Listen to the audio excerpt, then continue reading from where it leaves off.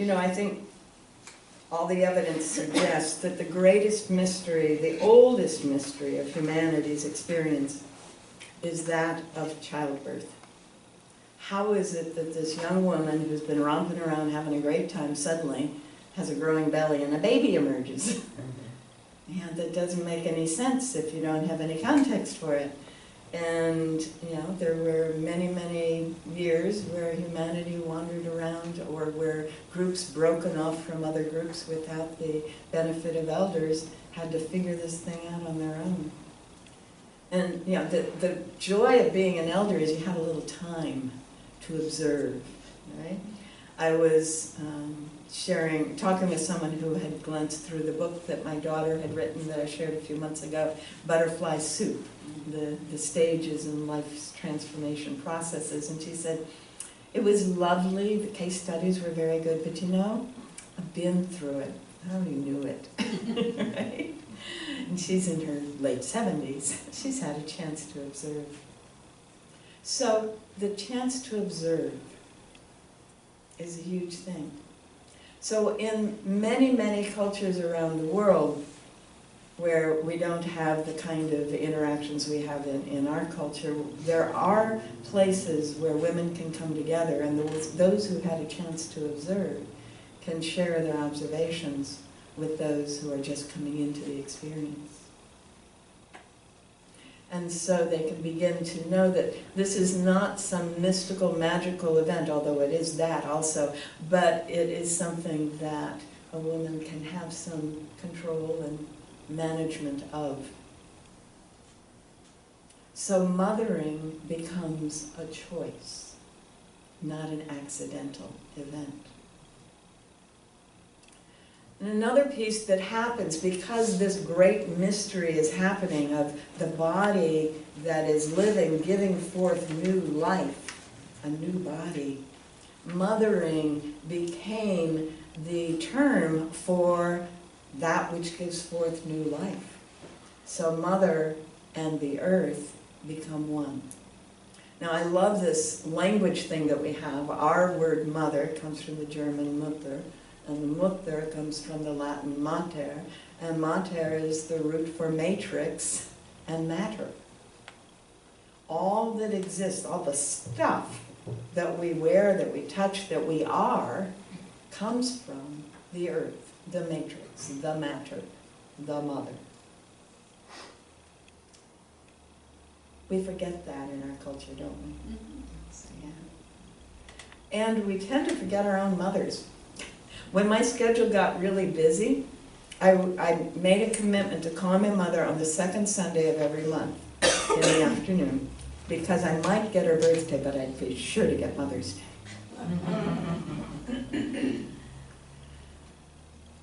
They're like that, you know? As Khalil Gibran shared with us in this reading, you did that beautifully, thanking you. You know, we cannot, as parents, be our children. And as children, we cannot be our parents. We can't live the lives of the other generation. We can't even really comprehend the lives of the other generations, much as we would like to. I had been reading the prophet from which that reading was taken since I was a teenager, and I had been taking care of kids since I was 7. So by the time my kids came along, I got this one down. My job was to create spaces in which they could run safely and learn and grow and become who they were. And now that they are adults, my job is to be a loving presence that they may return to or not as they wish. And sometimes they return, and it's always such a delight. But even then, when we're in the same place at the same time, we can't comprehend each other's worlds. All we can do is love one another and honor that each of us is on our own path. Yeah? So, when Mother's Day was created back in the Civil War, it was because no one was recognizing that although those young men were giving up their lives, effectively the mothers were giving up their lives as well. There are all these men on the field. A friend of mine has been watching the movie Gettysburg, if you haven't seen it and you're at all interested in the character of the people at that time and the social norms and mores, it's fascinating. I'm very fortunate. My friends and family let me see the scenes that I get to see, so I don't have to watch the other stuff. And I got to see the interactions of these generals who all graduated from the same class at West Point on each side of the Mason-Dixon line, right? And, so they know what's going to happen. And then there's this one guy who was appointed a colonel out of Maine. And the Lovejoys aren't here because they're listening to someone else they don't get listened to very often. And they asked permission. Can you believe that? I said, of course. Yes. But anyway, this guy was from a town near where they were living in Maine. And he was a college professor. He hadn't gone to West Point. So he was constantly analyzing through logic and rational processes what might do the job he was told to do. And so he moved up from the colonel level that he was appointed at with no military background at all, except the local militia that everyone did at that time, to slowly moving up to general. And he would do the oddest things, and he would win. Because they were so unexpected, right? Well, that's another story. But that realization that it's not what, the alma mater, the mother of our soul, that's what a college is. West Point was their alma mater. And it was the thing that caused them to move on a certain path over and over and over again. Robert Heinlein calls that path that is repeated over and over again Mrs. Grundy. We step off that path and Mrs. Grundy complains. Some of us had moms like that. It was hard for those of us who had moms like that. Or grandmothers or aunties, right? Who gave us a really hard time. But then we have people like Chamberlain in the Civil War who show us that it's okay to step off the beaten path. It's okay to be who we really are. And there's usually one auntie, right? There's usually one woman in the family, one uncle in the family, one someone who says, it's okay. Auntie Mame, if you will, right? Who says, be who you are. Someone was being frustrated. Actually, I have 2 or 3 people in some congregations who are very frustrated that churches do not move us into new, uncharted territory. And I go, that's not their job, unless you're Unitarian. What religion is about in cultures is about holding on to the past. And I go, wow. When I was in college, I lived in a dorm that was all women, of course in those days, and then there was the men's dorm, and there was a large dorm that had a cafeteria that had been built in the 40s, and another large dorm that had a cafeteria that had been built in the 40s, and then there were a bunch of little dorms that were built in the 50s and 60s and so on, and so the little dorms all had to go to the large dorms to have meals, right? So they came up with this brilliant idea. The new little dorms that had girls in them, we would have to go to the men's older dorm to have our meals, and the men and notice I said men and girls? The guys in the men's dorms would be going to this women's dorm cafeteria. Well, this is fine, except that there was no clothing regulation for the men, and there was an absolute clothing regulation for women, especially on Sundays. We were required to wear heels and hose and Sunday dresses to go to our Sunday meals. Through the lobby filled with men in their shorts and t-shirts, watching us. I complained to my counselor. I thought this was totally inappropriate and not fair, and really? And she said, but women hold the cultural norms. Mrs. Grundy is alive and well. I took it to the Dean of Women and she got it. We didn't have to do that the next term. Yay! Yes. I started young. I think I was 17 then. But, you know, that idea that the role of the female is to hold the past, and church is Mother Church, holding the past, right? And yet, as Gibran shows us, the new generation cannot be held on to. The new generation is to be shot into the future with as much support and emphasis and impetus as we can give it. That new generation to move forward into some whole new way of being. And Gibran wrote that, at the turn of the last century. So Mother Church, the Mother, Mater, Matrix, holds us back. And in fact, one of the teachers I like to work with, Emma Curtis Hopkins, says the only thing that limits us is matter. The only thing that holds us back from experiencing the infinite, all that is in every aspect of being, is this material stuff that we call us.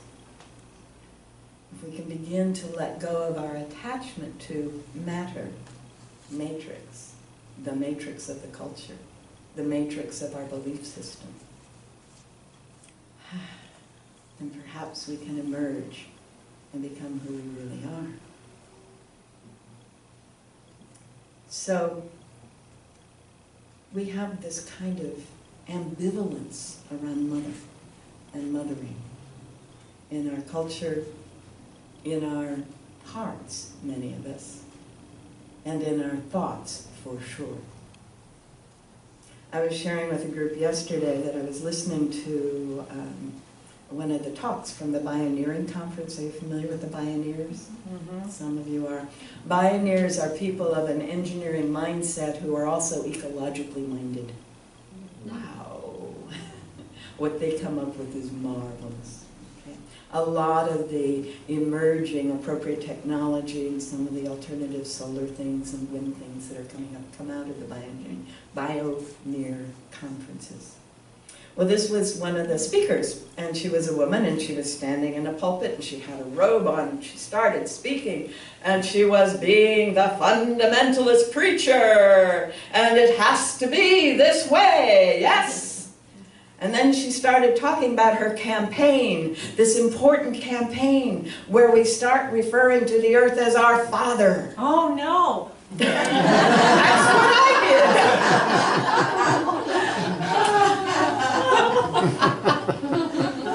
That's exactly what I did.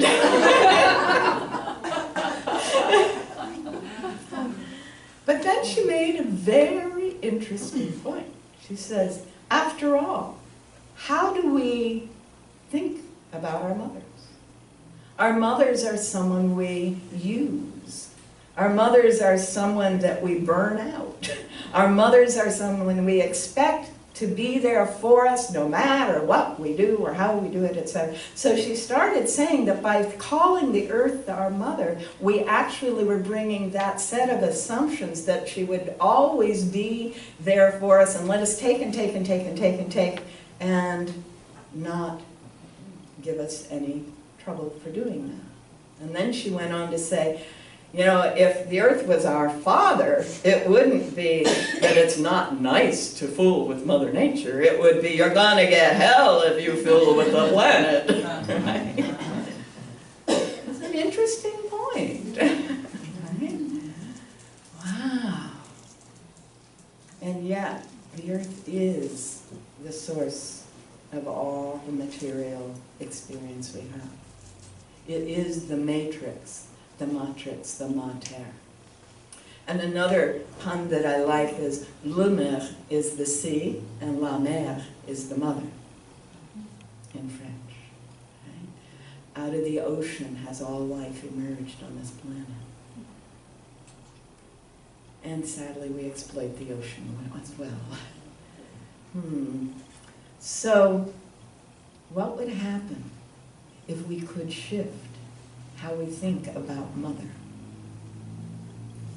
if we could recognize that Mother is a presence in each and every one of us, a way of being that is nurturing and self-caring at the same time. What would happen if we could allow self-care and know, as my daughter reminded me yesterday, it was Friday, I got to have lunch with one of my daughters on Friday, it was marvelous. What if we could know that when we need to take care of ourselves, that caring for ourselves is the best possible thing for everyone, in our family and in our work. What if we could know that the mothering function in us is for our own well-being, to be made maximized, made as great as it can be. The more fully well I am, the more I can give. I had to learn that the hard way years ago when the body gave out. And the image that I came away from that process, because it was terrible. I had a 9-year-old and a 12-year-old, and I couldn't be there as a mom, right? I had to go off and get well. And so I'd spend as much time as I could, and then I'd go and get well again. And then I'd spend as much time as I could and go and get well. And it went on for far too long. And every now and then I'm aware that it did have an impact on the kids that I would not have liked to have had them experience. And every time the stories come up, my younger daughter, Aurora, the one who wrote Butterfly Soup, says, Mom, remember, what's best for you is truly best for us. You can't be controlling and managing every aspect of our life and take care of you as well. So I went, okay. And I appreciated that my daughter was doing the mothering. And how often do we get to experience that? Yes? Even at 3 or 4, they often are the mothers, right? And how many of us have had a young boy do that same thing, or a fellow show up in our world and take care of us in that nurturing, mothering way? Yeah. So mother's not about gender, is it? Mothering is about being present in a way that is supporting everyone's well-being, our own and everyone around us. No more Mrs. Grundy's. And no more sacrificial moms. That is one of the things that's emerging in the world that I am loving to see. And I'm seeing it in both genders. I'm seeing it in men and women, in girls and guys, and in the transgender ones, right? The ones who are recognizing that I may have felt like I was a boy at that point, but I know that I'm a girl now, or they may have called me a boy, but I've never felt like a boy, you know, or all of that. Or I've always been called a girl, but I'm really a guy. You know, all of that is in us. Each and every one of us has all of that. Each and every one of us has the mother. And there's something even more wonderfully mysterious, because the mother that is in each and every one of us is in all, everywhere, always. The great mother, the ancient mother. And so I'd like to invite you to listen for a while and see what happens.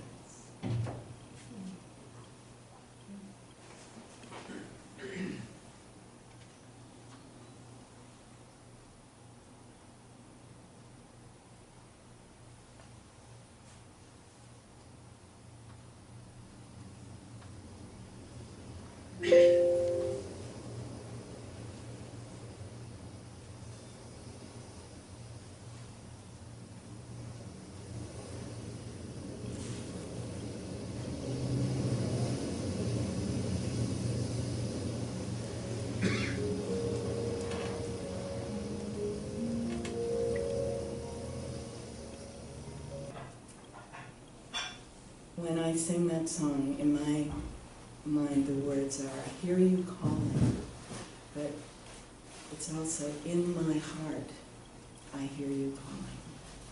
In my soul, I hear your song. The ancient mother is the source of all that is, in us, through us, and as us. And each and every one of us has the opportunity to be an aspect of that. And I invite you to reflect on the opportunities that you have in every moment, and to rejoice in the opportunities that you have had and used in the past to be the mother. Thank you. And I have some flowers up here. I didn't want you to have to mess with wet flowers during the service, but I'm going to put them by the door, and as you go, I hope you'll take some home. Thank you, all of you, men and women, who are being mothers. Bless you.